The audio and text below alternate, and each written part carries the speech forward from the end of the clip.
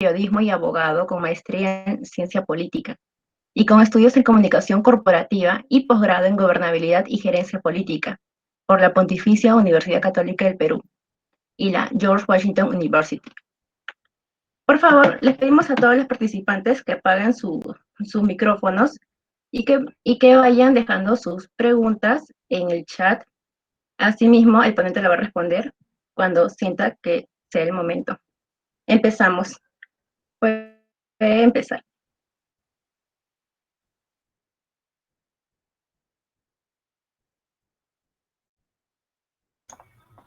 Buenas noches, ¿me escuchan?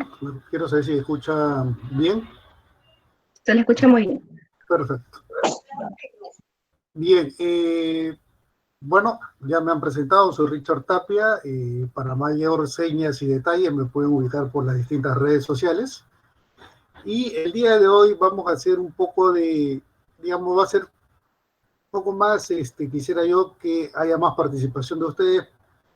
Voy a tratar el tema desde el punto de vista, o con una fijación o con un pie, como se dice en el Perú, porque digamos que es la realidad que, digamos, por respeto nos debemos y no quisiéramos nosotros, pues, entrar a temas de otros países que son propios de nuestros amigos y colegas y compatriotas de sus respectivos países. Pero lo que les voy a presentar, sin lugar a dudas, es, digamos, moneda corriente en todos nuestros países y sobre todo nuestros países latinoamericanos, ¿no? Lo que pasa acá en Perú, le cambias, digamos, los actores políticos y lo mismo funciona, no sé, en Chile, en Argentina, en Ecuador, en Colombia, en fin, en México. Obviamente, como les decía, cambiando los actores políticos, ¿no? Cambiando los colores, en fin. Vamos en materia, de frente. Quisiera ver que me confirmen si sigue corriendo las diapositivas, por favor, ¿ya?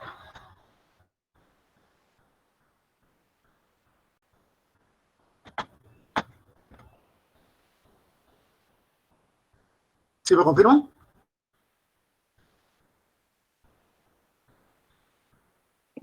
Sí, se ve bien los PPTs. Ya sí está corriendo, ¿no?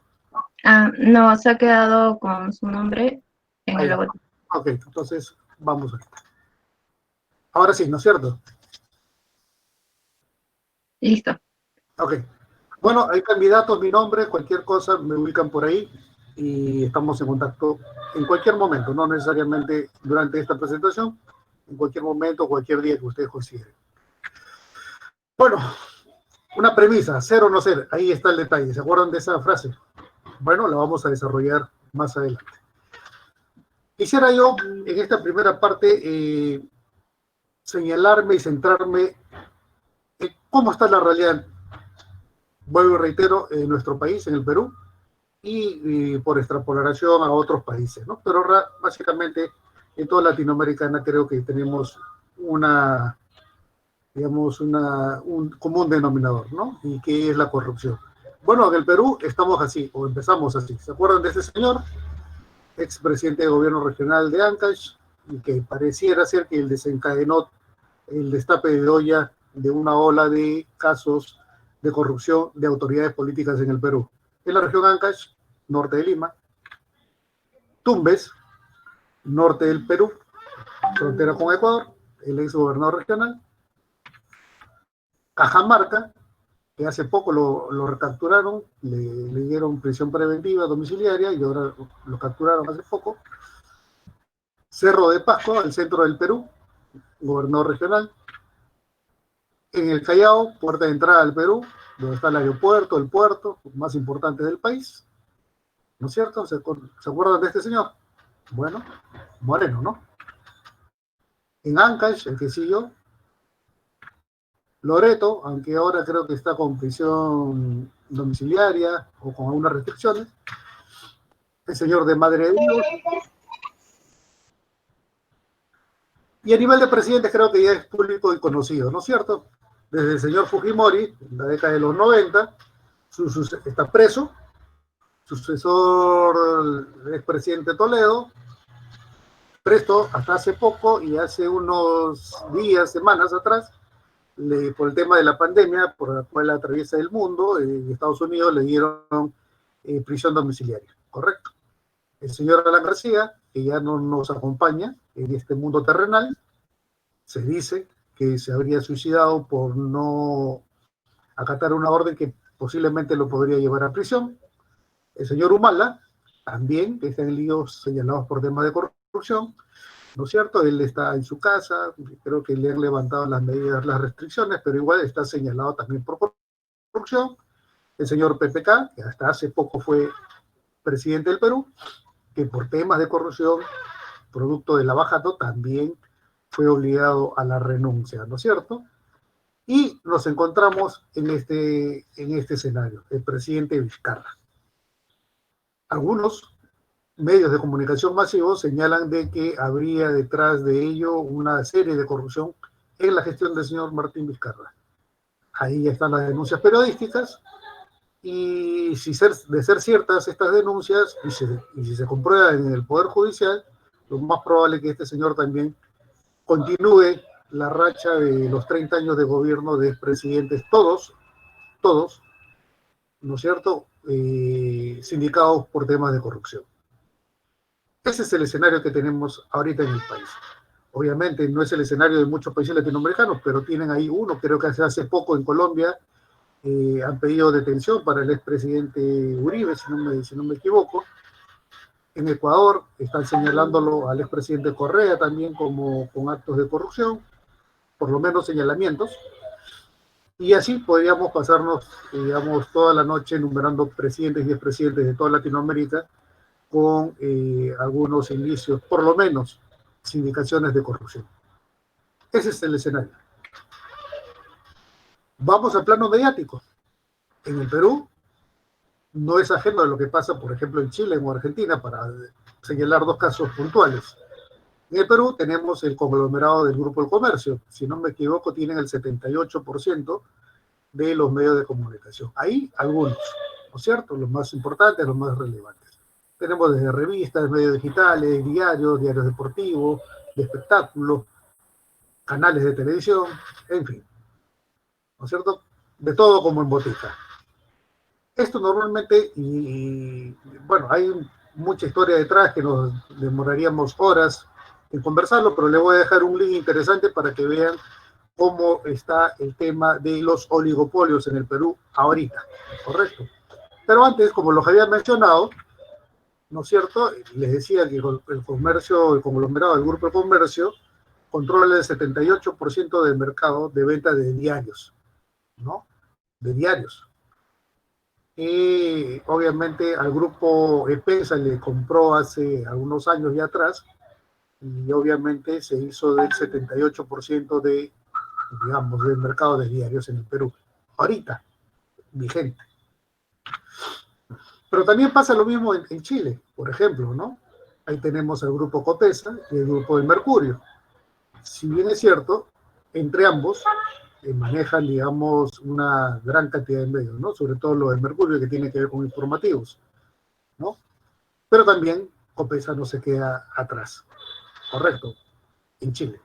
Y la foto de Argentina ya también es conocida como el grupo Clarín, que se disculpen ahí la imagen que no se puede apreciar bien, pero ya ustedes pueden darse una idea de que el grupo Clarín, ya hay cantidad de material y literatura sobre el tema, ¿no? En Argentina.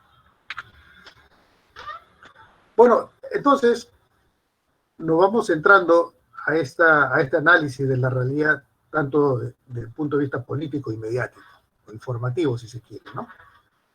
Y nosotros no nos hemos dado cuenta por la vorágine de la velocidad con la que hemos estado viviendo antes de la pandemia, ¿no? No nos hemos dado cuenta hacia dónde nos ha llevado la tecnología. La tecnología ha generado una revolución que ha cambiado los parámetros y los patrones de la familia, ¿no es cierto? Y obviamente, por ser esta la unidad fundamental de la sociedad, también ha tenido unas consecuencias en el juego político. ¿Correcto? Entonces, ¿qué ha pasado con las ideologías, con las teorías políticas, ¿no es cierto? Pregunto yo, acá en el Perú, por decir para hacerles un comentario nada más, En los 90 había solamente una escuela para estudiar un posgrado en ciencia política, una maestría. No había doctorados, ¿correcto? La única que tenía, y esto es lo más gracioso del caso, que tenía un programa de maestría y doctorado en ciencia política en el Perú, era la Universidad Ricardo Palma, que dicho sea de paso no tenía facultad de Derecho. ¿No es cierto? Que es normalmente donde se asocia, donde comparte o, digamos, convive la ciencia política del país. Un amigo se inscribió a ese posgrado y nunca lo pudieron abrir por falta de participantes, de alumnos que quisieran llevar la maestría. Y así varias. En la escuela de posgrado de la Universidad Federico Villarreal, donde por mucho tiempo se dictaba la maestría de ciencia política, creo que también la han retirado, digamos, ya no se dicta esa maestría ahí. Y solamente se ha recluido, si no me equivoco, en la Universidad Católica y San Marcos. No sé si Católica tiene maestría y doctorado, pero convenciones, y la San Marcos no estoy muy seguro. Pero en fin, es para decirles una idea de la importancia que se le da a estas, digamos, miradas a la sociedad y a la política desde el punto de vista de la academia. Es decir, las teorías, las ideologías no nos interesan en este momento por la juventud, pareciera ser, ¿no es cierto?, que tienen ellos una mirada más pragmática de la política y su agenda, fijada por sus necesidades, digamos, colisionan con el sentir, vamos a llamarlo desde ya, desde el sistema de partidos políticos que mueve nuestro país. Obviamente los ciudadanos transitan pues de una sociedad tradicional en donde el padre decía, señor, usted me va a estudiar, no sé, derecho, medicina, ingeniería, y no me va a estudiar para chef, no me va a estudiar para ser, no sé, publicista, para ser, en fin, cualquiera de las otras carreras que ustedes conocen, menos de las que yo le he mencionado, ¿no es cierto? Entonces el padre era el duro de la familia, el que decía y que llevaba la voz de mando dentro de la familia. Ahora eso es relativo. Primero pensando desde que hay muchas familias disfuncionales, por decirlas, o ponerles un nombre, ¿no? En donde a veces no está la presencia del padre, o no está la presencia de la madre, o a veces no está la presencia de ninguno de los dos, y son los abuelos, o los tíos, o los padrinos que asumen esa paternidad, ¿correcto? Cada vez estamos viendo las estadísticas, y ahora creo que se han incrementado en casos de pandemia, los altos índices de divorcio, de separaciones, alejamientos, en fin. ¿Correcto? Entonces, mucha de la juventud actualmente proviene de hogares disfuncionales, de familias disfuncionales, ¿no es cierto? Entonces, esa sociedad en donde tradicional, de la familia tradicional, ya un poco que ha dado paso a esta familia disfuncional, ¿no? Y esto sin entrar a, digamos, a los derechos de las justas reivindicaciones de los grupos LGTBA y todo lo demás, ¿no es cierto? Entrar a esa dinámica.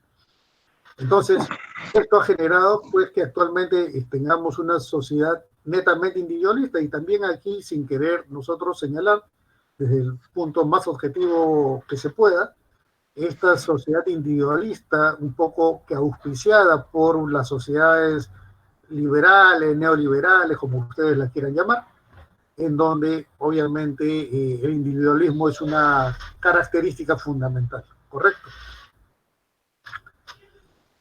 Y entonces emerge un nuevo tipo de democracia que muchos de los políticos actuales y de los partidos políticos actuales no ven, no sé porque no los quieran ver o porque están ciegos, pero finalmente no ven que hay un nuevo tipo de democracia que ha nacido, está naciendo y viene desarrollándose, en donde exige pues una política basada en valores, ¿no es cierto? En valores, por ejemplo, cuando ustedes ven los índices de, digamos, de las encuestas en donde dicen cuál es el principal factor atrás o denigra la política actual, es la corrupción, ¿no es cierto? Bueno, ahora después de la pandemia o en pandemia es la salud, ¿no? Pero antes era la corrupción y la inseguridad ciudadana para todos. Creo que era un común denominador a nivel de toda Latinoamérica. Entonces, aquí surge una gran dicotomía y es por lo cual vengo yo sosteniendo hace buen tiempo que los políticos pues no se han actualizado, no les interesa actualizarse y vienen haciendo pues campañas, en el caso de la comunicación electoral, con herramientas pues que se utilizaban en los 60, 70 y en nuestro país específicamente a partir de los 80, ¿correcto?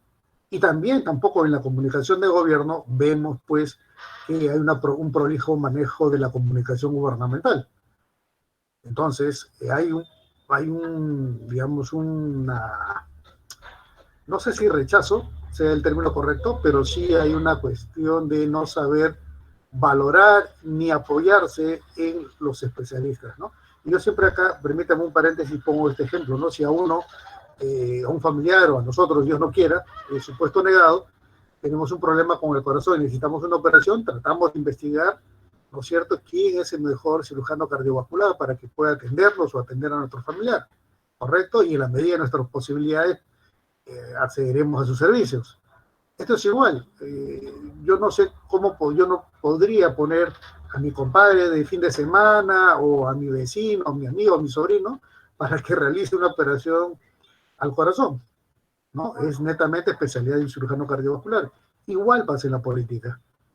La política hace mucho tiempo se ha venido profesionalizando y es justamente uno de los hitos que los viejos políticos y la política tradicional y los partidos políticos no quieren dar ese paso a la modernización porque, claro, genera dejar, entre comillas, ciertas cuotas de poder para dar paso a los más jóvenes dentro de sus partidos, ¿no? Que no estaría de mal, pero bueno, quieren mantener esa cuota de poder y desde ahí hacer y deshacer aún, ¿no? Entonces, justamente esa mentalidad, ¿no es cierto? Yo le diría retrógrada, todavía no ha sido reemplazados por líderes que tengan esta nueva lectura de hacer política, de profesionalizar la política, ¿no? Y yo lo he comentado en algunos u otros foros, señalaba de que justamente esta pandemia, que es una crisis sanitaria, es un momento muy especial y un cortaparaguas para generar nuevos liderazgos o que se empoderen los liderazgos ya conocidos, ¿no? Entonces, ese es un tema que no ha aparecido, al menos acá en el Perú, a nivel nacional y regional, por lo menos hay liderazgos identificados nuevos que hayan emergido en esta pandemia, que digan y señalen con claridad cuáles son los errores, y no solamente se queden en señalar los errores, sino señalar también las posibles soluciones, ayudar y contribuir. Hay una total orfandad de liderazgos, ¿no es cierto? Y mientras esto siga así, obviamente el desarrollo de nuestros países, de nuestros pueblos, de nuestras sociedades, se van a seguir postergando. Porque va a ser más de lo mismo. Va a ser más de lo mismo, ¿no? Y es aquí cuando los políticos, pues, creen que la comunicación política es publicidad o propaganda, ¿no es cierto? Es decir, bueno, a tal medio póngale la pauta publicitaria por todo el año, por todos los 4 o 5 años de gobierno, y listo. Y como, digamos, entre comillas, entre paréntesis, resaltado, tendrían pues ganada cierto favoritismo de estos medios a cambio de esa famosa tanda publicitaria, ¿no? Sobre esa pauta publicitaria. Y eso hace tiempo que no ha sido así, ya dejó de ser, ¿no? Y es donde la comunicación política justamente genera y nos invita a este cambio, en donde trata de reivindicar la opinión de los ciudadanos. Acuérdense que la política siempre, digamos, se ha definido como el bien común, buscar el bien del desarrollo de una sociedad, porque, por ejemplo, yo para qué quisiera ser alcalde, para generar una agencia de empleo para mi familia, para mi partido, para mis votantes, para mis electores, o porque conozco la realidad de mi provincia, de mi ciudad, de mi región, de mi país, sé cuáles son los problemas y quiero yo ayudar a solucionar esos problemas. ¿Para qué quiero ser político? Y es una pregunta que yo siempre hago al inicio de cualquier relación laboral con nuestros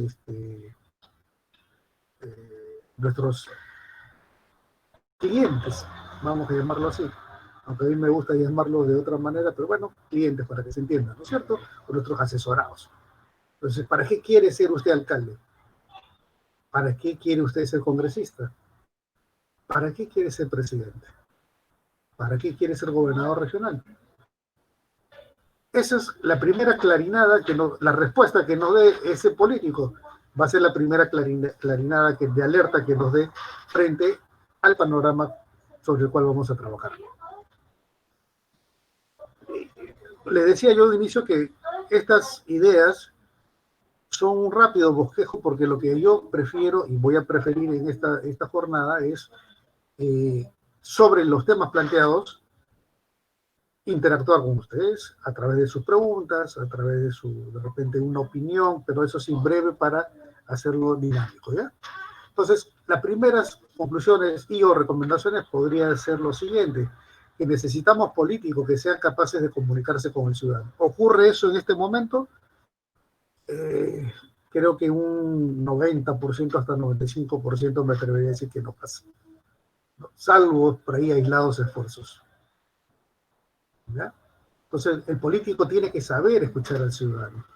Si es que no los escucha, estará gobernando para cualquiera, menos para la esencia, para lo que fue elegido. Las estrategias de comunicación política son escasas o nulas. La gobernabilidad democrática requiere liderazgo sobre la opinión pública. Y no estamos viendo eso. Les decía, para el caso de la pandemia, estamos viendo que hay una orfandad de esos liderazgos. Los medios de comunicación, claro que sí, que son un negocio, pero también deben reflexionar sobre una fundamental responsabilidad que tienen, ¿no? Y una obligación para con el público. Siguen siendo todavía la televisión, la radio, la prensa escrita, siguen siendo, digamos, canales importantísimos de comunicación. Aunque las redes sociales están avanzando y ahora más que nunca todo casi pareciera que se hubiese tornado a ello, los medios tienen que tener una responsabilidad sobre todo para con el público, con los mensajes que, digamos, transmiten, ¿no?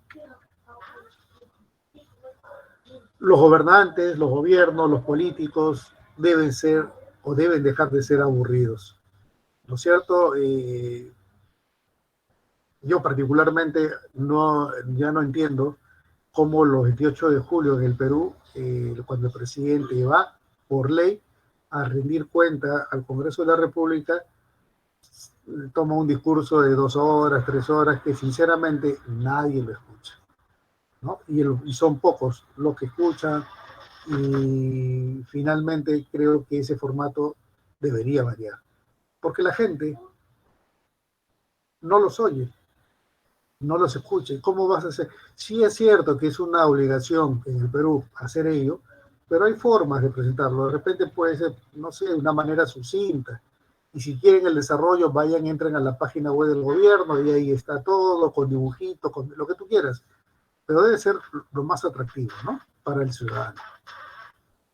La comunicación es directa, el contacto personal es fundamental. Ahora me dirán, pero estamos en pandemia, el contacto personal ya no va a correr. Sí, por contacto personal no solamente es que yo te estreche la mano como político, sino estar cerca del ciudadano. Cerca del ciudadano.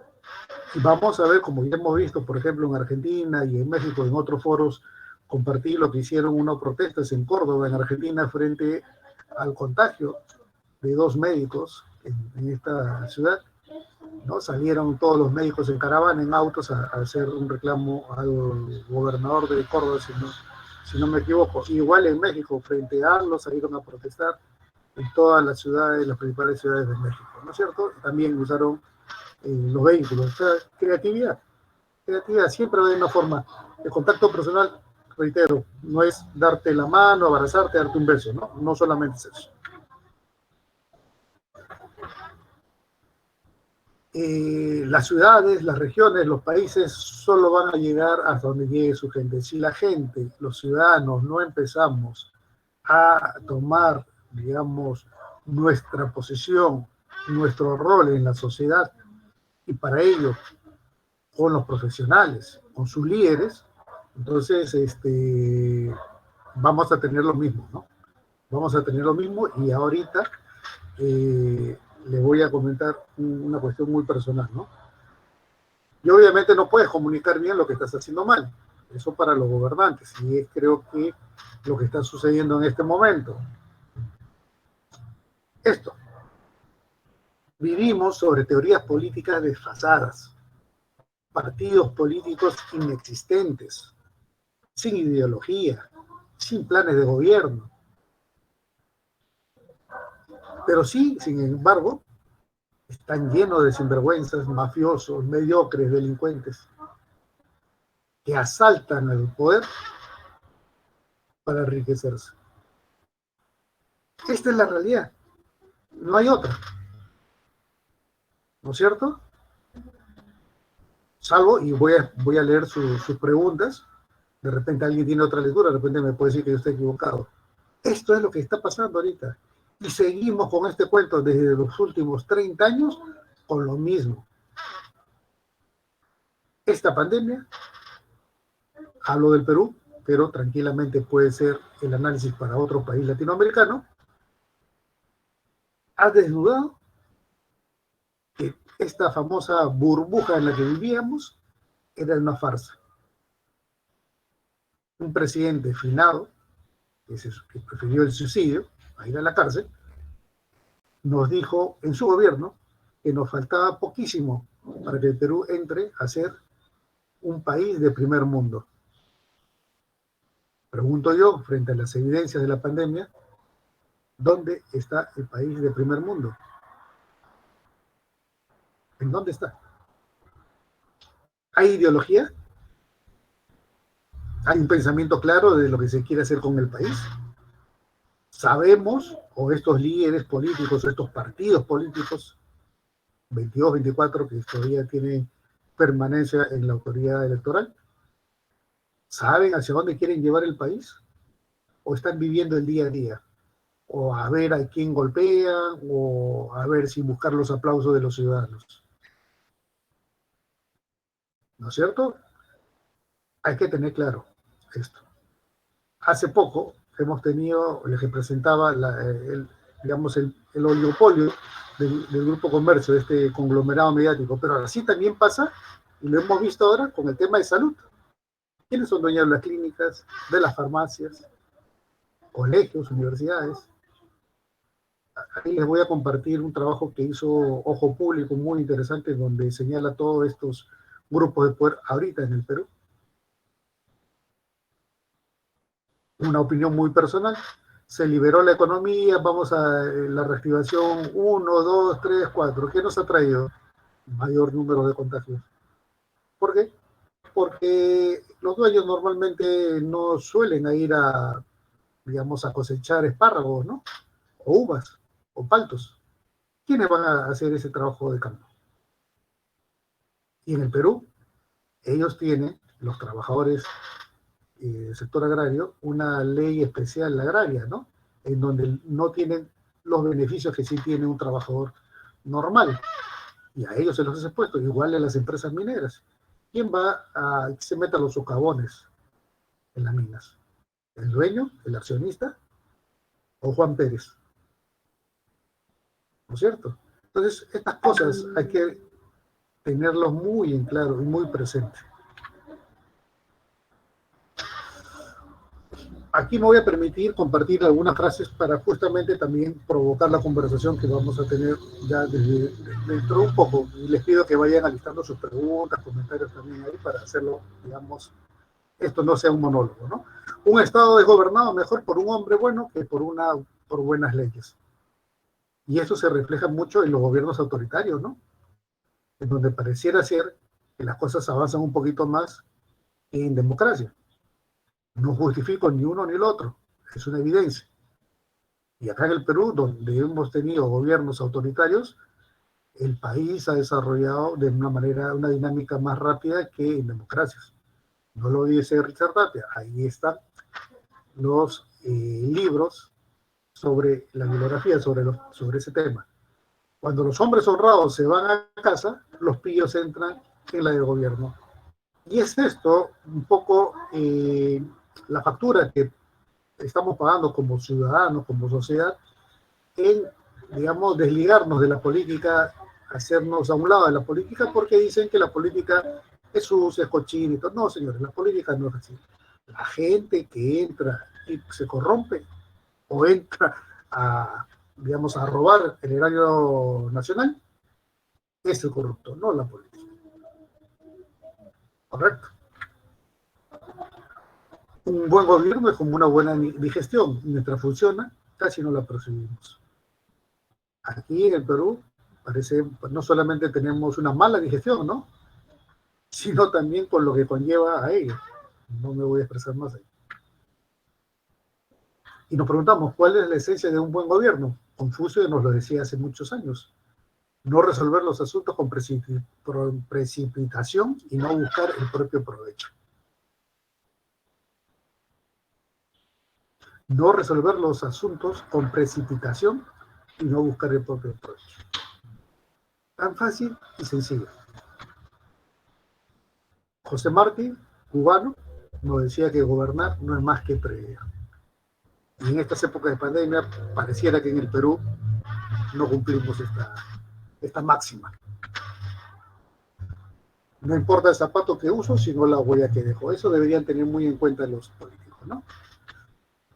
Este es un video que lo voy a omitir porque, digamos, es un poquito más de lo mismo, es un poco de sacarrón, pero finalmente... a ver, vamos a ver un poquito mejor, ¿no? Va a haber elecciones en la parroquia de un compadre mío. Parece que la cosa viene muy brava. Me pidió que le mande gente para ayudar en los comicios. Van a ir ustedes dos. ¿Y qué tenemos que hacer, doctor? No se preocupen. Él les va a indicar todo. Tal vez haya que cambiar alguna urna o asustar a alguien. Nada más. Trabajo de rutina. ¡Pero eso es fraude! No diga esa palabra maldita en este templo de la democracia. Doctor Arce, ¿Sí? acaba de llegar el doctor Ramón Larrey. Pero hágalo pasar, hombre. Es la figura más importante de nuestro partido. Sí, señor. Por favor. Adelante, doctor Ramón Larrey.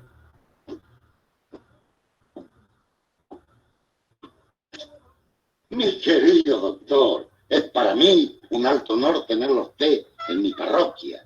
Como presidente del partido vertical es mi obligación hacerme presente en todos los comicios en los cuales participa el partido. ¿Cómo andan las cosas por el pueblo? Bueno, el caudillo conversador le ha pedido ayuda a don Ignacio Malatesta y le mandó 2 guapos. Me huelo complicaciones. No se preocupe, doctor. Por más guapos que nos manden, no se saldrán con la suya. Con la suya no, con la de ellos, ¿se entiende?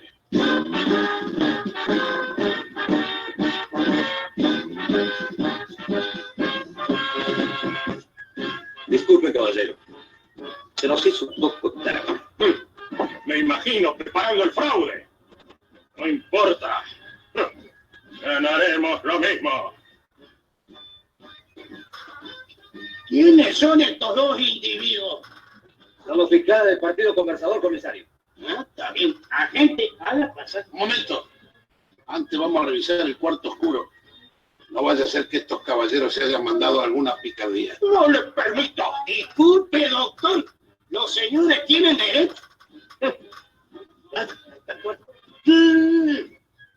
¡Sabe!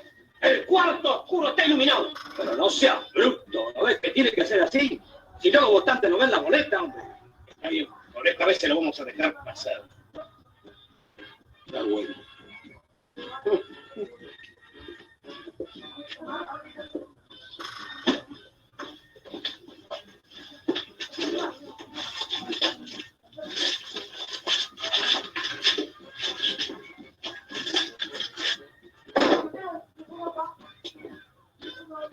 Está todo en orden. Haga pasar, comisario.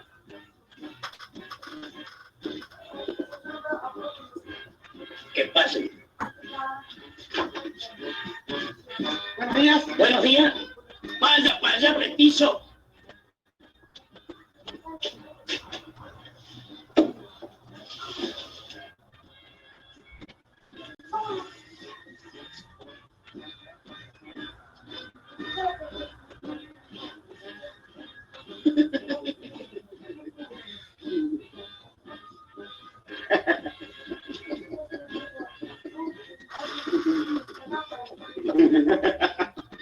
Oiga, ¿la piensan leer toda?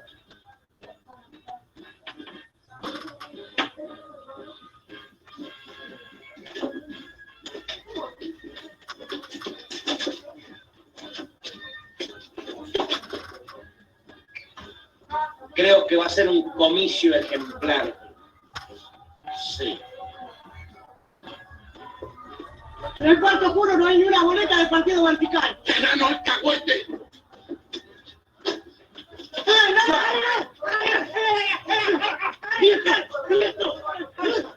Oiga, soy autoridad, señor. Voy a investigar la denuncia.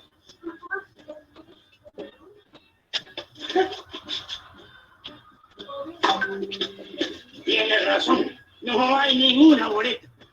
¿Quién habrá sido? Esta es una maniobra para ensuciarlo, señor. Y por esta vez lo voy a dejar pasar. Señor fiscal, vaya a colocar boleta. Ustedes no tienen vergüenza.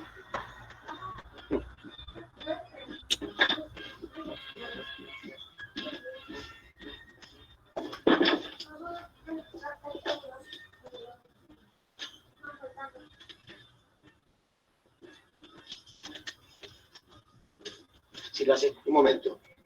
Me parece que este hombre ya votó. No, le habrá parecido a usted. Seguro que se confunde con otro. Hay mucha gente que tiene la misma cara, ¿no veo? La cara que tiene la vestida, señorita. No, señor. Ahora estoy seguro. Era él. Mire qué cabeza dura. Bueno, ni usted discute, yo me voy. Tengo algo que hacer. Usted no se va nada.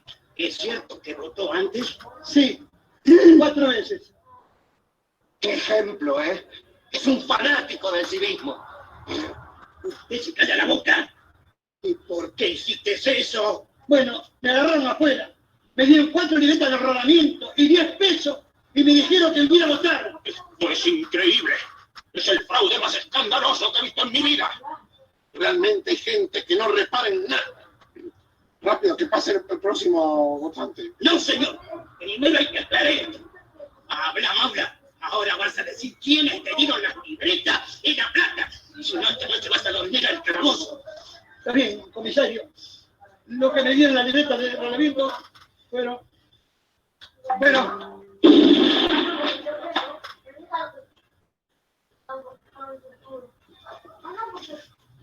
Está muerto. Seguramente un infarto. Y el agujero. Y un infarto con orificio de salida. Y el ruido. Y reventó la aorta. Esto es un atentado a la democracia. Justo cuando los iba a denunciar lo matan. ¡Cobardes! Comisario, hay que hacer algo. Tiene razón el doctor. Hagamos un minuto de silencio. Ustedes son 2 asesinos. Cuidado con lo que dice. Lo digo y lo sostengo. Que usted y este lechón son 2 asesinos. Apenas repite lo mismo. Sí, señor. Usted y este lechón. ¿Los lechones por mí?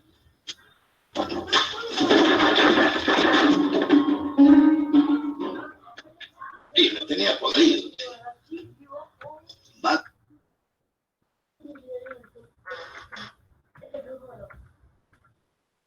Bueno, ¿qué les pareció? Mucho de lo que normalmente pasa, sigue pasando, al menos en el Perú, en los lugares más alejados. ¿Cómo se arregla la política? Correcto. Bien, hasta aquí con la presentación. Yo quisiera, más bien, si es que hay alguna pregunta, algún comentario, empezar un poco a interactuar, ¿no?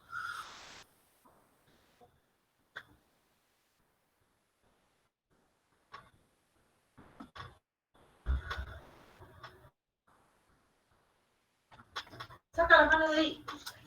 ¿Alguien tiene una pregunta? Pueden abrir sus micrófonos.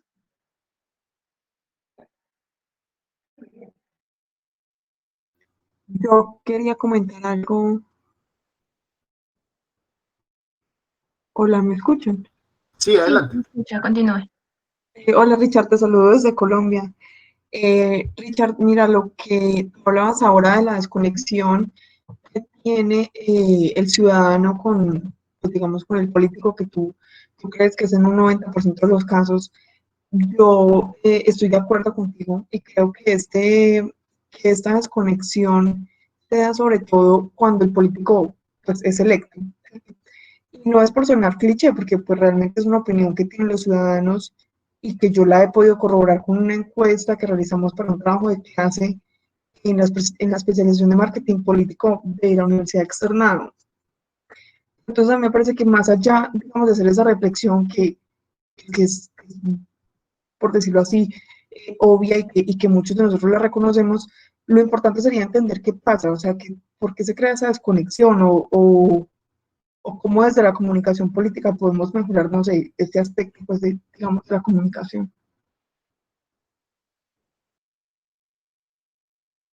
Bueno, sí es cierto, ¿no? Como le decía, es parte de la realidad latinoamericana. La desconexión se produce por una cuestión sencilla. Porque yo le decía una pregunta que yo le hacía a mis asesorados, a mis clientes, por la cual empezábamos, es, ¿para qué quieres ser congresista, parlamentario, como se llame en los diversos países? ¿Para qué quieres ser alcalde? ¿Para qué quieres ser gobernador? ¿Para qué quieres ser presidente? ¿No es cierto? ¿Cuál es la idea clara que tiene? Pero muchas veces, digamos que esto, yo particularmente tengo una opinión muy clara en lo que pasa en el Perú, que es hace 30 años estamos siendo gobernados por los mismos. Tenemos ministros que han sido de los regímenes anteriores, que están en este gobierno, y algunos señalados con cuestionamientos, algunos casos de corrupción. Eh, ¿Por qué hay ese divorcio entre ciudadano y el político? Porque prácticamente el político no está haciendo digamos, ¿cuál es la esencia de este político? Es la representación. Por lo tanto, si yo tengo un problema, este político me tiene que ayudar a buscar las soluciones. Para eso lo hemos elegido, para que nos represente. Pero cuando ves, por ejemplo, solamente en el caso del Perú, en este momento de la pandemia, hubo un dinero que el Estado proporcionó a las pequeñas empresas, bueno, a las empresas en general, que se llamaba el famoso Reactiva Perú, ¿correcto? Supuestamente para que no se rompa la cadena de pago y que las empresas no quiebren y sigan, tengan que seguir operando y mantener a sus trabajadores. ¿Quiénes se beneficiaron de ellos? ¿No? Creo que ahí por ahí señalaban 70, 75, 80% eran empresas top, grandes, y solamente una mínima porción, un mínimo porcentaje para las empresas pequeñas, que son las que más necesitan y las que más han sufrido y las que están sufriendo y muchas ya están cerrando. Entonces, se decía en el Perú, vamos a la policía, hay que aplaudirla, toda la gente salía en las noches a aplaudir a los policías, y cuando vemos que los altos mandos estaban, digamos, comprando insumos para esta pandemia, de manera, digamos, con altos índices de corrupción. Entonces la gente dice, un momento, esto no es. Y entonces ese divorcio es porque los políticos no están actuando a favor del ciudadano, de sus electores, sino están, digamos, están actuando a favor de grupos de interés económicos, partidarios, incluso familiares. Cuando hemos visto también acá hay municipios en donde hay, un municipio, estaba el cuñado, estaba el suegro, estaba la sobrina, incluso algunos con nombres cambiados. ¿No es cierto? Entonces, ese divorcio se produce porque los políticos no están haciendo su trabajo correctamente. Y su trabajo fundamental es servir al ciudadano, escuchar a la calle. No poner, digamos, a un medio para que nos diga, o una intención de votación para que diga que tenemos buen porcentaje de aceptación, ¿no? En el caso de Perú lo digo claramente, con el presidente Vizcarra, ¿no? En plena pandemia salieron 2, 3 encuestas, al inicio de la pandemia incluso, 2, 3 encuestas donde le daban a él con 80, 90% de popularidad, de aceptación. cuando eso en la realidad no era así, ¿no? Y ya con el tiempo creo que ahora ha perdido 20, 25 puntos, más o menos, en las encuestas, pero en fin, no voy a criticar las encuestadoras, pero por lo menos creo que no era un resultado que se condecía con la realidad, ¿no? Básicamente, para dar respuesta a tu pregunta es esa, ¿no? Pues los políticos no están haciendo o no están trabajando, si se quiere el término, en favor del ciudadano. Más bien, le están dando la espalda. Porque yo creo que ni un ciudadano, pues, aceptaría estar inmerso en temas de corrupción, ¿no? Una vez un alumno de un diplomado que dictábamos nos decía, pero esto es así. Y yo le dije, bueno, si esto es así, es hora que tú lo cambies. Para eso te estás preparando. Le digo, mañana pongámonos el hipotético caso que mañana te nombran gerente general de esa municipalidad. Y te dice el alcalde, oiga, ¿sabes qué? Atiende a esa empresa que es mi cuñado y que va a hacer tal cosa. Tienes dos opciones, o renuncias o aceptas y te quedas. Y si aceptas y te quedas, te conviertes tal cual como el señor al que tú has criticado, te conviertes en parte de la corrupción. Entonces nos hacemos la pregunta, ¿nos quejamos de la corrupción porque no estamos allá, no estamos participando de ello, o porque realmente queremos cambiar nuestra sociedad? ¿Cierto? Entonces, si tú eres una persona honesta, que no se va a vender por un fajo de dinero, ni por hacer arreglo bajo la mesa, entonces es una manera de garantizar que este recambio que yo les decía de un inicio en una de las láminas, proviene de nosotros, de los ciudadanos, de nuestra sociedad, que tenemos que asumir esos roles. Porque para ti, por ejemplo, María Escobar, si tú eres una persona honesta, íntegra, como considero que eres, si mañana te llevan o te invitan a un gobierno y te ofrecen cosas medias no tan claras o no tan santas o acuerdo bajo la mesa, yo estoy seguro que tú vas a un costado, ¿no es cierto? Porque más vale tu imagen, digamos, tu credibilidad, en fin, un fajo de dineros ocasionales que te puede servir de mala manera un gobierno corrupto, ¿no? Gracias. De acuerdo, gracias. Ay, ya, sí, sigue. Luego continuamos con las preguntas de Facebook. Continúe, por favor. Hola Richard, ¿cómo estás? Un saludo muy especial desde Colombia. Quería de pronto hacer un aporte básico. Lo que tú estás hablando básicamente está conformado en el contexto de la política latinoamericana. En lo personal lo he evidenciado en una de las personas que he tenido la oportunidad de asesorar en un municipio en Cundinamarca, en el cual la política de mendicidad, como la he denominado yo, es la que prima sobre cualquier otra necesidad. Me explico. Aquí se hace política con los mercados y con la necesidad de la gente. Básicamente eso. En campaña, me causó curiosidad una frase que tú colocaste que dice que un estado es gobernado mejor por un hombre bueno que por unas buenas leyes. Una frase de Aristóteles. Pero yo creería básicamente, después de lo visto en esas elecciones en octubre pasado, básicamente no ocurre mucho. ¿Por qué? Acá se le premia a la gente si vota por X o Y candidato, o si no, le quitan el mercado, o si no, sencillamente se le quitan un montón de prebendas. La comunicación es básicamente nula, ya que la mayoría de poblaciones de las zonas rurales son poblaciones con un nivel de estudio bajo o casi nulo. Entonces a ellos lo que les interesa es la cerveza, la comida y la ropa, para de contar. Entonces, ¿cómo hacemos para combatir eso? Bueno, sí, lo que dice, como decía, es transversal a toda Latinoamérica estos puntos que yo he señalado, y obviamente usted le cambia el nombre del presidente o el político, pero básicamente en la esencia es la misma. ¿Cómo cambiar ello? Cambiamos desde casa. Yo le decía que en este momento la tecnología nos ha, digamos, llevado por delante, y que esta pandemia, este proceso de pandemia, estamos afrontando, un poco nos ha vuelto los ojos a eso, ¿no? Estamos, quieras o no, a buenas, a malas, para algunos a malas, reunidos en la casa, en familia, porque no hay otra opción, ¿correcto? y creo que recién están redescubriéndose como familias. Yo creo que de aquí o van a haber muchos problemas de divorcio, como ya lo señalan, o va a haber familias que se van a, digamos, a conformar muy bien.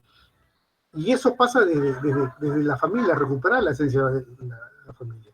Pero si nosotros tenemos un bombardeo, y acá la crítica a los medios de comunicación masivos, si vemos a los medios de comunicación, como les decía yo en una lámina que les he presentado esta noche, que solamente están interesados en vender como un negocio, y son un negocio, claro que sí son un negocio, pero tienen una tremenda responsabilidad. Si todos los días nos embrutecen, usted póngase a comer todos los días 5 hamburguesas diarias con bastante salsa, no sé, mayonesas y todas las grasas habidas y por haber. Coma usted 5 hamburguesas diarias por, no sé, 6 meses. ¿Cómo va a terminar? Nada sano, creo yo, ¿no? Igual, si tienes los medios de comunicación que te bombardean constantemente basura, porque es el término que se ha acuñado últimamente y está, incluso hay materiales al respecto, bibliografía al respecto, ¿no es cierto? Todos los días te inoculan, ¿no es cierto? Que, no sé, cuando usas, las mujeres que usan menos prendas son las más afortunadas. En Colombia había un caso especial, había una serie, creo, ¿no? Sin tetas no hay paraíso, después es que sin seno. Entonces, ves por dónde va, o sea, el individualismo, la simplificación, el borrarse de un hacha producto de hogares disfuncionales, ¿no es cierto? Nos ha llevado a todo esto. Nosotros tenemos que hacer un frente y un paro frente a eso. Si no, vamos a tener, digamos, esto para rato. Yo creo que debería, como sociedad, hablo de Perú, pero como sociedad latinoamericana, si no hemos aprendido nada, si no hemos podido aprovechar esta para forzosa a la cual nos ha sometido la pandemia del COVID-19, si no hemos aprendido a valorar esas cosas que son muy importantes, entonces vamos a seguir, digamos, un camino, en el caso de Perú, que hemos venido transitando por los últimos 30 años, ¿no? Entonces no va a cambiar mucho la cosa. Y claro, también tenemos una cuota de los ciudadanos importantísima, porque frente a la presencia, a las normativas de quédate en casa, no salgas, o si sales, sal protegido para evitar el contagio, la gente vemos que igualito siguen haciendo las reuniones en familia. Están celebrando. Aquí en el Perú hace poco, este fin de semana, han sacado informes de matrimonios, aniversario de 50 años de casados, bautizos, reuniones entre amigos, jugando fulito, en fin. Entonces, claro, ahí ya no tiene nada que ver el gobierno. Es una cuestión de ciudadanos. Pero la gente, pues, siempre le gusta actuar al margen de lo que diga la norma. Y para referirme a Aristóteles con esa frase, es importante. En el Perú se dice que hay que hacer una ley para esto, hay otra ley para lo otro. Cuando el tema no pasa por hacer leyes, sino hacer que se cumplan las leyes, las que ya tenemos. Creo que el mejor caso de eso es de Estados Unidos, ¿no? Que creo que por ahí, salvo algunas enmiendas que le ha hecho a su constitución, sigue con su primera constitución, ¿no? Entonces, no es acá, por ejemplo, ¿cuántas veces hemos reformado? Y es más, ahora se está exigiendo anular la constitución que nació con el gobierno de Fujimori en el 93, anularla y ir hacia una nueva constitución. Entonces, para mí, no es un tema de leyes necesariamente, ¿no? Es un tema de, digamos, de hacer cumplir las leyes, porque no hay un principio de autoridad que, al parecer, cada día se pierde más, ¿no?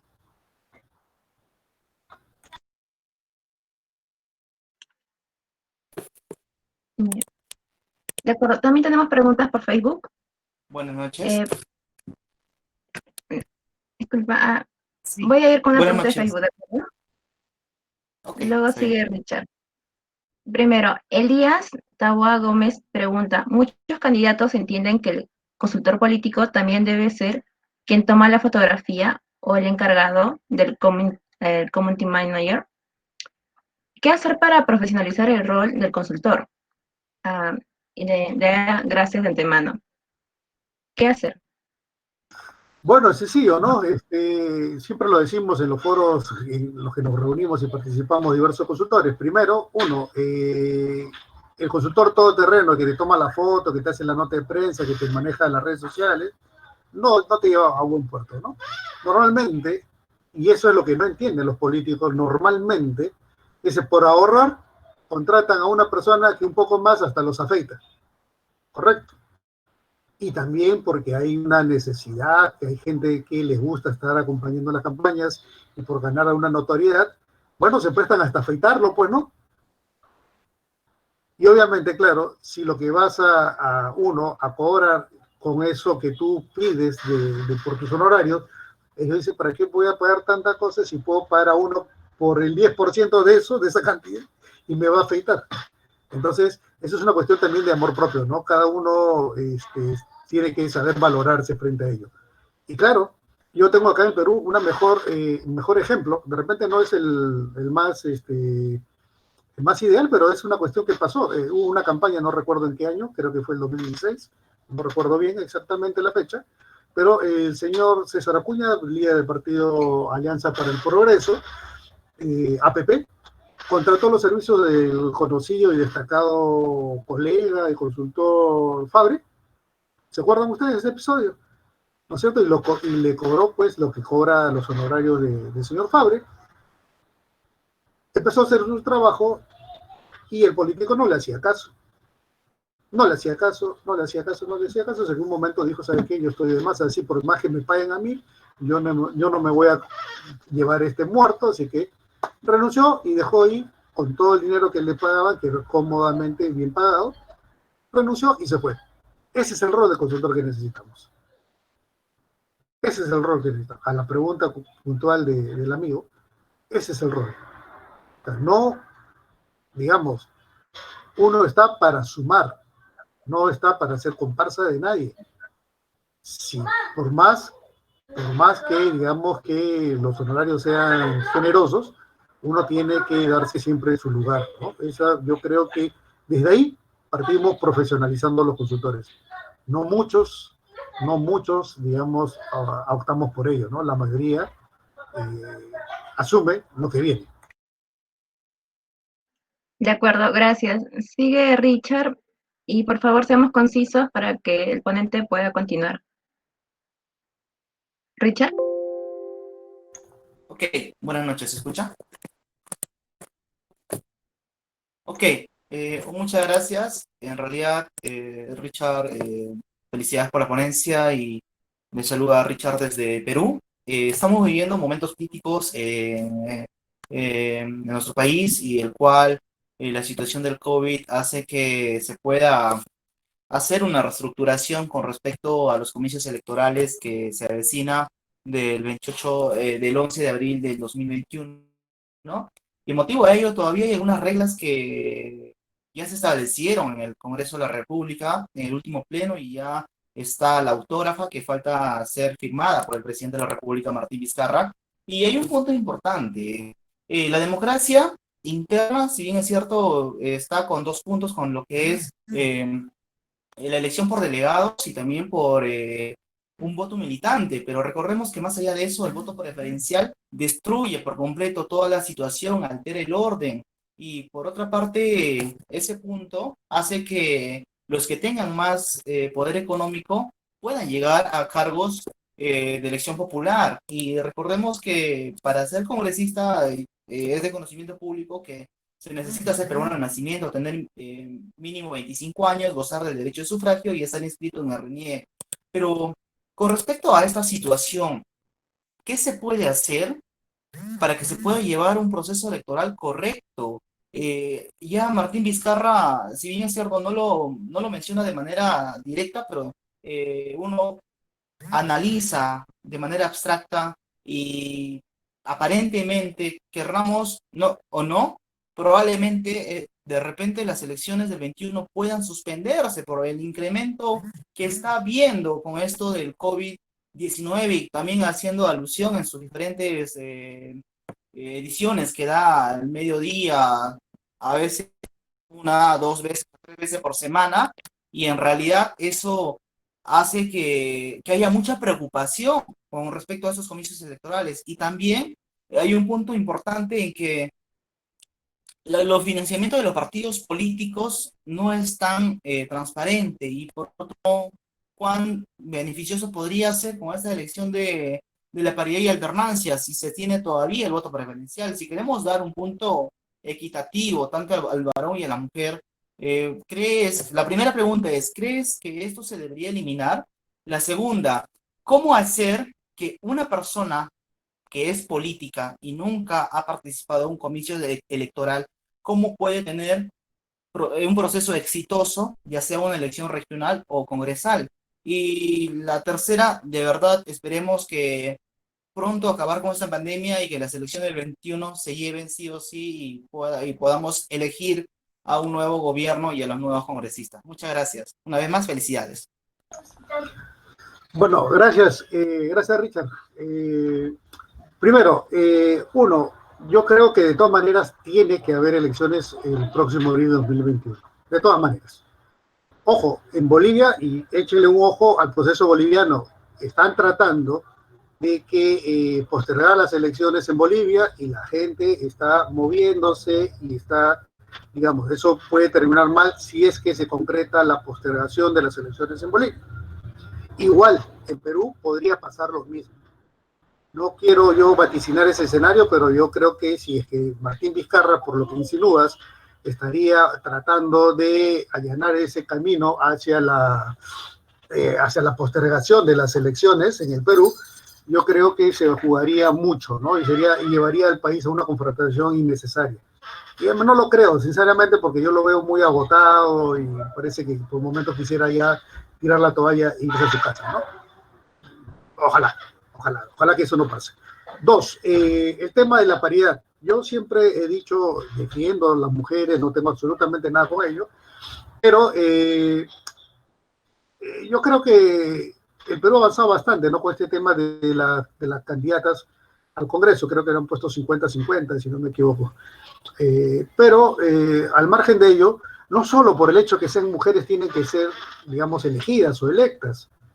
Y acá no se trata de que porque soy mujer, elígeme a mí, porque los hombres son malos y las mujeres son buenas. No, porque hay de todo. Acá en el Perú se puso, digamos, a las mujeres policías y dijeron que eran incorruptibles y todo lo demás, porque las mujeres van a limpiar la policía y todo lo demás. Y hemos visto los casos que hay mujeres policías, femeninas policías, que también han caído en lo que hacían los hombres a lo que se criticaba. O sea, acá no se trata de una cuestión de género, se trata de capacidad.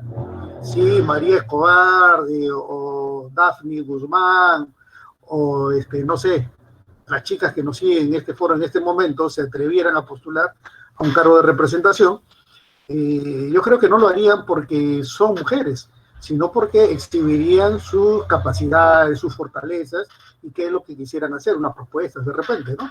Y como son, digamos, interesadas en el tema de la comunicación política, podrían llevar mejor o con mayor satisfacción sus propias campañas. Por ahí no va. Bienvenida la participación, pero más que sea por género, que tiene que ser por capacidad. Elijamos a la gente por capacidad. Y si son las mujeres capaces, en buena hora hay que elegir a las capaces. Correcto. El voto preferencial. Yo te pongo un ejemplo. En el Perú sí es cierto. Por ejemplo, acá en La Libertad, en el norte del Perú, al norte de Lima, mejor dicho, hay un partido, el Partido Aprista Peruano. Normalmente ponen a los números 1, que son los ganadores que se van con la cifra repartidora.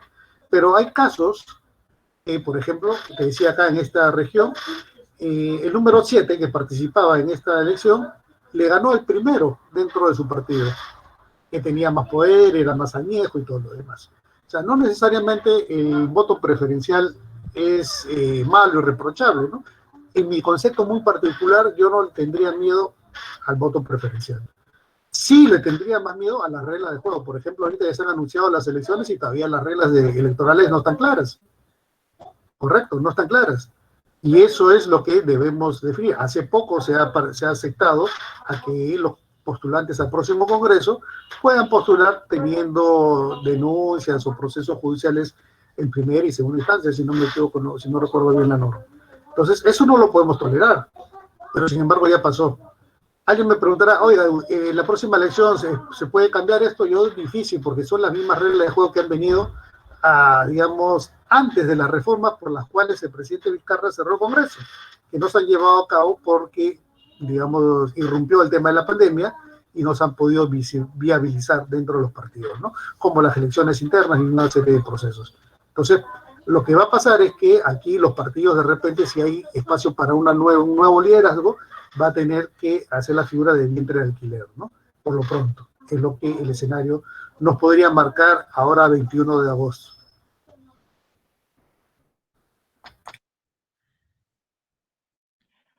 Hola, buenas noches. Hola, ¿qué tal? ¿Se me escucha? Hola. Sí, se le escucha. Hola, ¿qué tal? Muchas gracias. Buenas noches, Richard. Mi consulta era algo que estabas comentando con todo este tema de las noticias sobre el COVID, con el asunto de las reuniones familiares que están siendo un nuevo foco de contagio. En base a esto, más o menos para dar un breve contexto, antes de este periodo, pues el foco, digamos, de contagio era el tema del trabajo, el tema de los paraderos, el tema de la aglomeración de gente en el transporte público, ¿no? De alguna forma esto dentro de la cobertura informativa ha sido quizás un poco desplazada por esto de las fiestas, de las reuniones, familiares, aunque evidentemente el tema del transporte aún sigue siendo un problema latente que está haciendo también que esta pandemia pues sigue expandiéndose en el país. Entonces, en base a esto, ¿cómo es la relación que existe entre tanto, digamos, el gobierno con los medios de comunicación para poder poner este tipo de agenda, ¿no? Cuando estaba el tema del transporte, salió pues la respuesta de parte del gobierno para dar un subsidio a los transportistas, ¿no? Ahora que estamos en esta, digamos, coyuntura mediática de las reuniones familiares, está la respuesta de parte del gobierno de volver las cuarentenas los días domingo, y algo que Vizcarra también lo decía en sus últimos mensajes. Entonces, ¿cómo ves tú esta relación entre tanto el gobierno y la agenda mediática, ¿no? Si es que los medios están poniendo una agenda en la cual pues el gobierno está simplemente, digamos, como está dejándose llevar por esa corriente mediática para poder dar sus medidas. Eso sería mi consulta y muchas gracias. Gracias, Kevin. Bueno, mira, yo siempre he sido, si ustedes revisen mis redes, ahora que puedan visitarla, yo siempre he sido crítico a este gobierno, a Vizcarra, desde al actuar de la pandemia, ¿correcto? Porque yo no puedo trasladarle y soplarle la pluma del problema a los ciudadanos. El que dicta las medidas de salud pública en el país es el gobierno a través del Ministerio de Salud. Eso es concreto. Que los ciudadanos tengamos una cuota de responsabilidad, sí, perfecto, pero es mínima frente a la acción del Estado. Y si en eso vemos que el Estado, cuando ha actuado con señalamiento de visos de corrupción por varios ministerios de defensa, de la policía, el Ministerio de Salud, ¿no? O por hospitales que inauguran y no funcionan. ¿Ah? Entonces eso no es invención de la gente, ¿no es cierto? Eso por un lado. Por otro lado, te pongo solamente para darte la respuesta a tu pregunta, los medios de comunicación y el gobierno. ¿Cuántos satanizaron el retiro de las AFP, del dinero a las AFP? Bueno, bien, ya se retiró. Quien habla es uno que se vio beneficiado y retiré también mi fondo de la AFP. Pasó algo, se cayó la economía, el sistema desapareció, desaparecimos del mapa como país. Es mentira, es mentira. Pero los medios de comunicación, ¿cómo satanizaron eso, no? En fin, yo creo que aquí hay un, digamos, ¿cómo te puedo decir? Una convivencia nada sana entre los medios de comunicación y el gobierno por mantener el status quo, por mantener la situación. La reactivación económica, dijeron, vamos a trabajar, que trabajen todos. Pregunto yo lo decía hace un momento en la exposición, ¿quiénes van a cosechar en el campo? ¿El patrón? ¿El accionista de la empresa? ¿Quién se mete a la mina, a los socavón? ¿El patrón? ¿Y cómo están sus derechos de ellos? ¿Tienen acceso a la salud? ¿A la alimentación? ¿Tienen sus equipos de protección? Y estamos viendo que ha habido focos de las minas que se han contaminado, en los campos, en la cosecha también. Y entonces, el gobierno tuvo que ceder a las presiones de los grupos de poder. Y los grupos de poder, ahí les voy a compartir, antes que se me olvide, y si no, se lo voy a dejar a los organizadores para que se lo compartan, un link, un trabajo de Ojo Público, o lo pueden googlear, el Ojo Público y oligopolios en el Perú, ¿no es cierto? Y ven quiénes son los dueños digamos, de esos conglomerados y qué relación tienen con los medios, y viceversa, ¿correcto? Y quiénes de esos grupos, de esos conglomerados estuvieron involucrados en el tema del abajato y todo lo demás. Entonces, aquí la cosa es clara, pero hay que detenerse a analizarlo y hay que saber decir las cosas. Claro que las cosas que decimos muchas veces son incómodas, de repente no les gusta y nos va a generar que las puertas se cierren. No hay problema. No hay problema, y seguimos avanzando, porque de eso se trata, de sincerar las cosas y no seguir ni acomodarse a la música que nos puedan tocar en su momento, ¿no? Y las cosas son claras.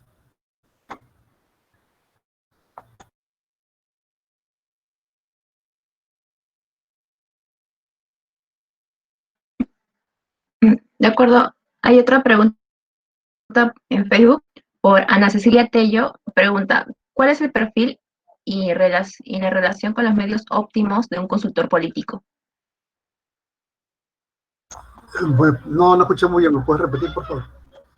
Ana Cecilia Tello pregunta por Facebook, ¿cuál es el perfil y la relación con los medios óptimos de un consultor político? El perfil y el consultor. Bueno, normalmente el consultor, si la pregunta va porque el consultor va a depender de los medios de comunicación, podría ser una forma de llegada hacia los medios de comunicación. Pero finalmente el consultor está por arriba de eso, de esa relación.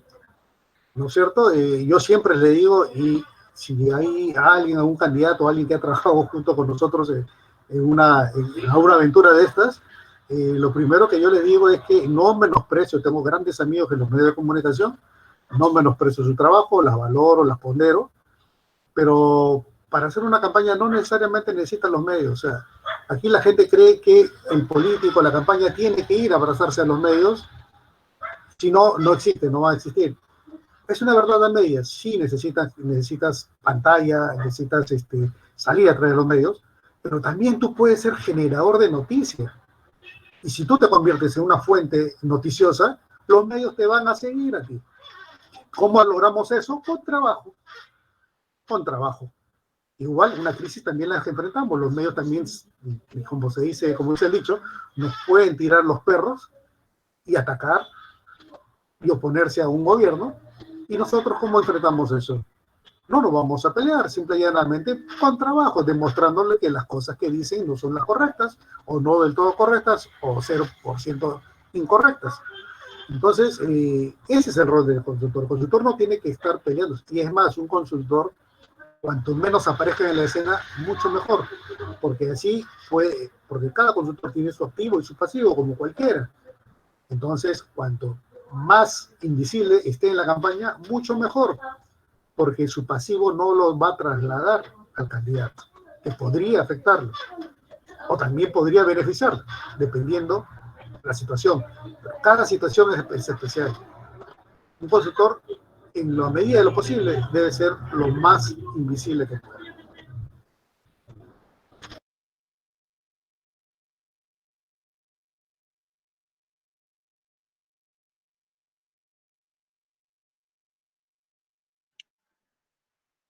De acuerdo, hay otra pregunta por Facebook. Omar Freddy Bermejo Torres pregunta, ¿considera que las medidas adoptadas por el Poder Ejecutivo del Perú son necesarias o tiene otra propuesta? Muy buena pregunta, porque justamente se dice a los que criticamos al gobierno en este aspecto de la pandemia, se nos dice, ustedes critican y no tienen soluciones. Bueno, yo y ahí está en las redes, en una entrevista que me hicieron en una radio, hace un poco más de 60 días, 2 meses atrás, les dije que la forma de que debemos afrontar esta pandemia es a través de la prevención temprana, si es que se me permite el término, ¿no? Yo no soy médico, no soy especialista en salud, pero lo que sí puedo, digamos, por lo que conozco la calle, porque conozco la ciudad y conozco el país, cómo funciona el sistema de salud, podría decir de que la gente, ¿por qué va a los grandes hospitales? En las regiones, a los hospitales regionales, o los grandes hospitales, ¿no es cierto? De Lima, los grandes hospitales. ¿Por qué no acuden a las postas? Porque cuando tú vas a una posta, no tiene absolutamente nada. Si en épocas normales, ni siquiera tienen anarquía, y a veces no hay personal de salud, ¿no es cierto? Entonces la gente siempre se va a grande, ¿no es cierto? Por ahí escuchaba en una conversación que la forma de atención sanitaria en Europa, no digo que sea la mejor o habría que imitarla, simplemente lo pongo como análisis para estudio a la mesa.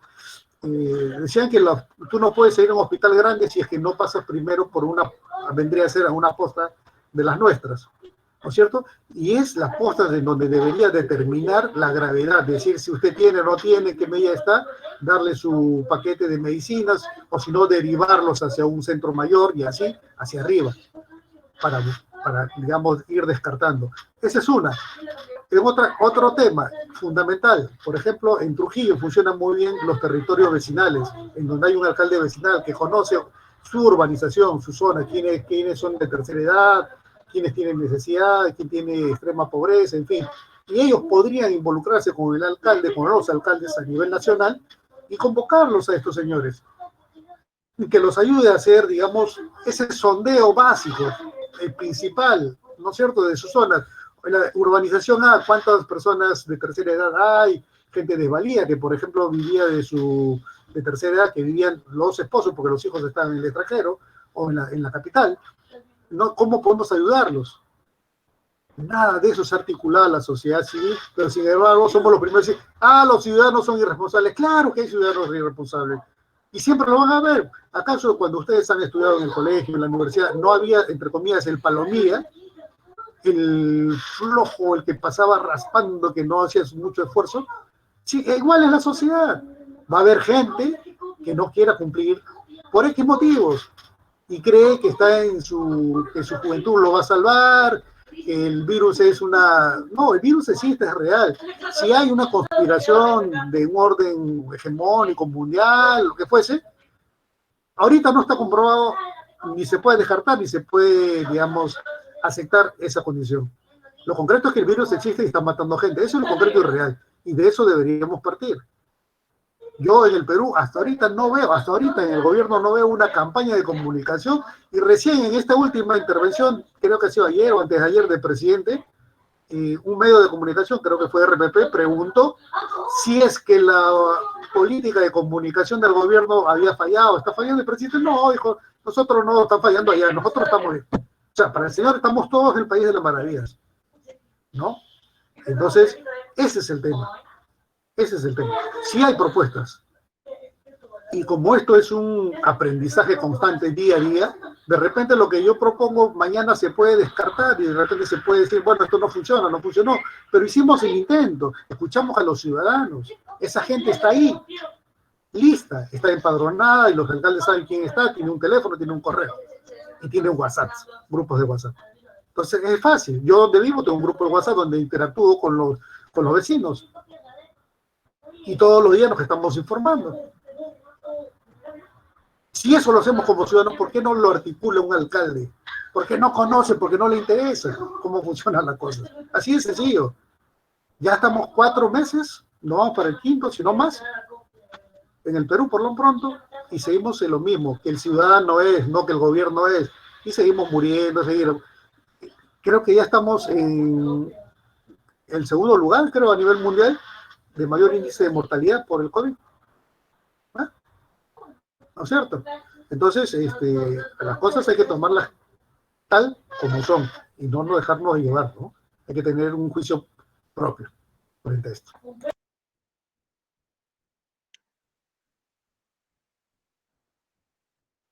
De acuerdo. Tenemos otra pregunta de Facebook.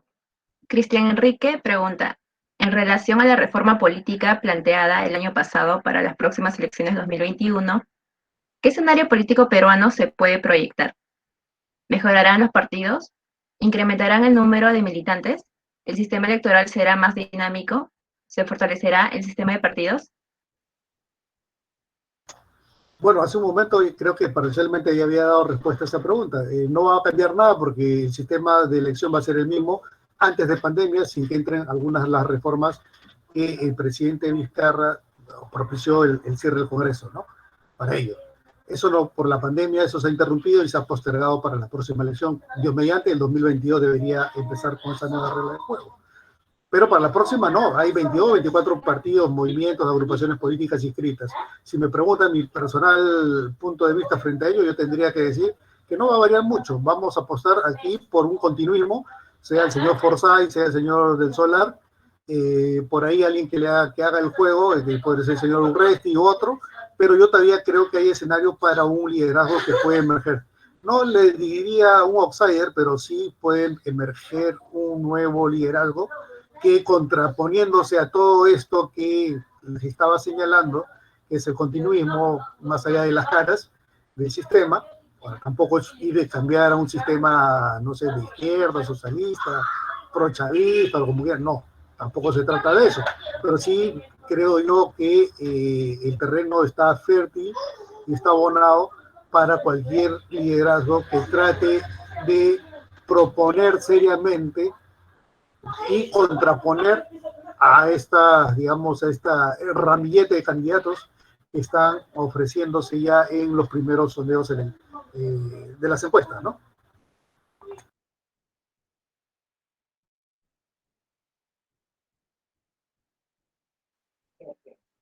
De acuerdo. Le pedimos a los participantes que por favor pueden abrir sus micrófonos y realizar sus preguntas.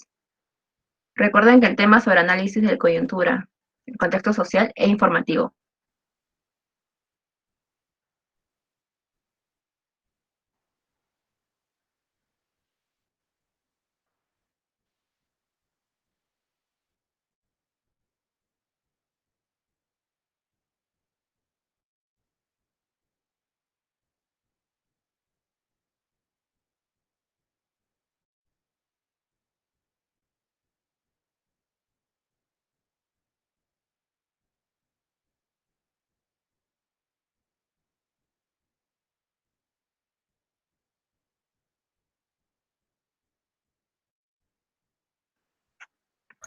Bueno, mientras van pensando en una pregunta, tal vez podría hacer una pregunta yo. Bueno, respecto a toda esta coyuntura sobre la pandemia, se vería como una expresión de populismo, no sé, estamos en ese término últimamente, no sé si es el adecuado, sobre que aquí en el Perú van a hacer las pruebas de la nueva vacuna. No sé, sinceramente yo recién me estoy informando de esto y me ha sorprendido escuchar esto, que van a hacer las pruebas aquí con cierta cantidad de peruanos. No sé si, por favor, me podría explicar todo esto. Sí, a ver, sí, creo que el presidente lo anunció en su última alocución, el mediodía, y dijo que, bueno, estamos agenciándonos de vacunas de Oxford y de una serie de entidades, y que en algunos casos, como contrapartida para que nos vendan las vacunas, el Perú tendría que participar con, no sé si con 1.000 o 10.000 peruanos que sean voluntarios para inocularse la vacuna. ¿Correcto? Bueno, son las condiciones del mercado y si hay que querer adquirir esas vacunas, bueno, yo sinceramente, para mí es una cuestión anecdótica, ¿no? Porque mientras que venga la vacuna se habla de 4 o 6 meses y hay una institución, un grupo de personas que han sido delegadas por el Estado para esa función, para conseguir las vacunas, es hablar, cómo le puedo decir? Es hablar sobre lo anecdótico en la pandemia, cuando lo que deberíamos hablar es tratar de cómo tenemos que frenar los contagios y las muertes en los hospitales. Eso es lo que el presidente tiene que hablar. La vacuna es 4 o 6 meses, ya cuando se encuentre la vacuna, ya nos darán cuenta. No es el momento, ¿no? Porque si queremos vacuna, ya tenemos la rusa, pues entonces vayamos a negociar con los rusos una vacuna. Porque la rusa el gobierno no le para bola, discúlpenme el término, y sí a las otras que todavía están digamos, en trabajo, en desarrollo, ¿no?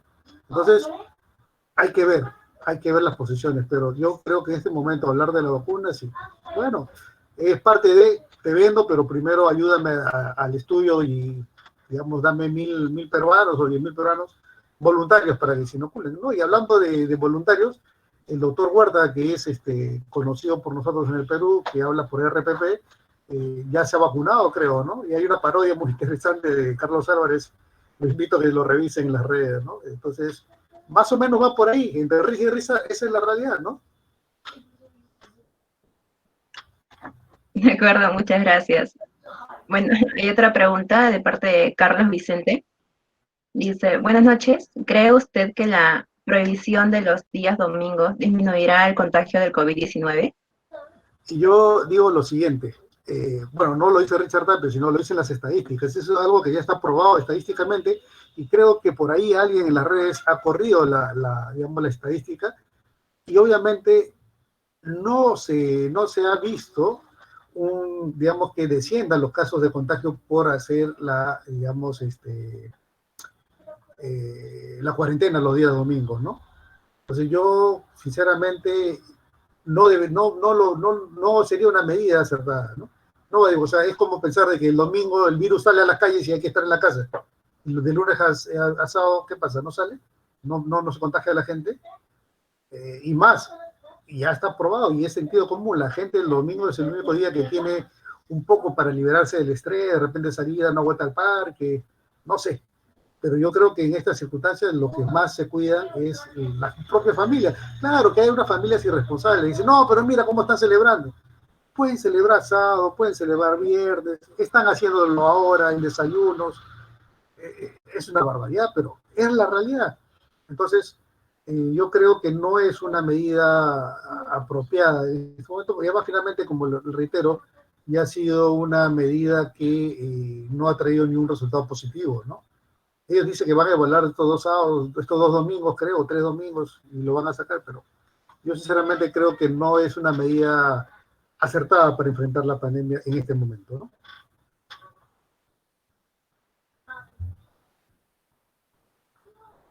¿no? De acuerdo. Tenemos otra pregunta de Alexandra Le Boyer. Pregunta, ¿cómo lograr el cambio de las sociedades para su propio cuidado con el COVID? Cuando desconfían totalmente de su gobierno. ¿Cómo lograr el cambio de la sociedad para su propio cuidado del COVID? Cuando desconfían de su propio gobierno. La desconfianza del gobierno no es atribuible solamente a los ciudadanos. Obviamente la desconfianza es una consecuencia de, si tú tienes gobiernos por los últimos 30 años que ya como lo hemos visto, las láminas al inicio han terminado presos o señalados por temas de corrupción, entonces es muy difícil que le puedan pedir los gobiernos un voto de confianza a los mismos frente a esta pandemia. Más aún cuando la vida de las personas, de los ciudadanos, está en juego y la de sus familiares y la de sus seres queridos. Ahora, sí, efectivamente, por ejemplo, una frase que yo he criticado desde muy temprano, ¿no? Quédense en sus casas. ¿Cuántas personas en el Perú tenemos, por suerte, un techo? ¿Y cuántos de nuestros compatriotas están en la pobreza o extrema pobreza que no tienen casa? Uno, lávate las manos. Estos mismos conciudadanos no tienen acceso a salubridad. No tienen agua potable, no tienen desagüe. Lávate las manos, ¿no? Y muchas veces no tienen ni siquiera para comprarse un jabón. Sí, el mensaje paraguas pudo haber sido ese, pero los mensajes para ellos debieron ser distintos dentro de este marco de paraguas. Seguimos repitiendo, quédate en casa, quédate en casa, quédate en casa. Y las personas que viven del día a día, que no tienen ahorros, que no tienen forma de sustentar su familia, ¿cómo les podemos decir quédense en casa? Ellos tienen que salir a buscarse el día a día. Los amigos emolienteros, los panaderos, los canillitas. ¿De qué van a vivir si se quedan en su casa?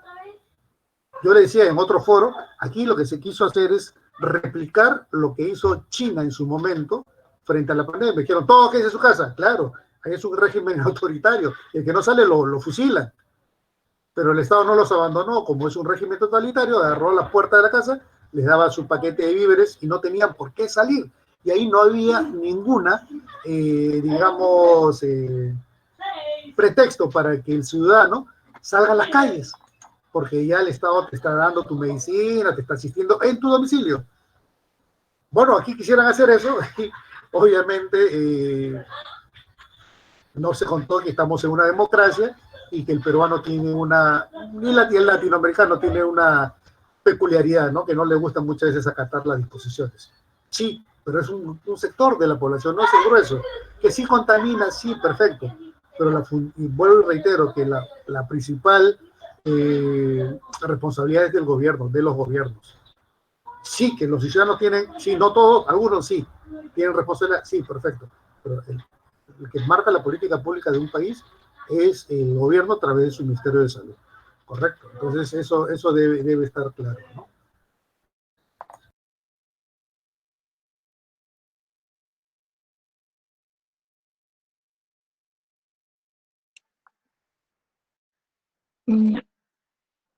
Hay otra pregunta de Facebook, dice, Raúl Bocanegra.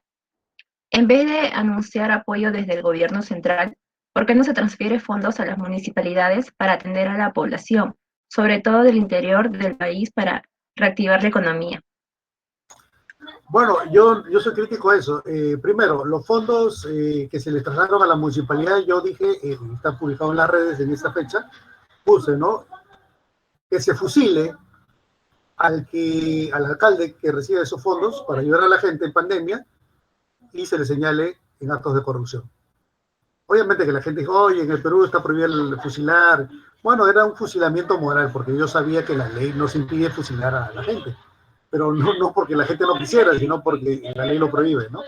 Y efectivamente, ¿qué hemos visto? Le han dado el dinero a los alcaldes y los alcaldes o se lo han puesto a bolsillo a través de hacer compras. Y lo hemos visto en la misma policía, que ahí están las denuncias en los reportajes periodísticos, ¿no es cierto? ¿Cómo creer en esas autoridades? Un poco difícil. Entonces aquí yo lo que he dicho es que estamos en una suerte de sálvese quien pueda, porque que cada enfermo, Dios no quiera, va a tener serias complicaciones, ¿no? Va a tener serias complicaciones, porque va a empezar a buscar una cama en el hospital que no hay, medicina que no hay, oxígeno que no hay, y finalmente la consecuencia es una muerte que tampoco va a haber un velorio, porque no se va a poder velar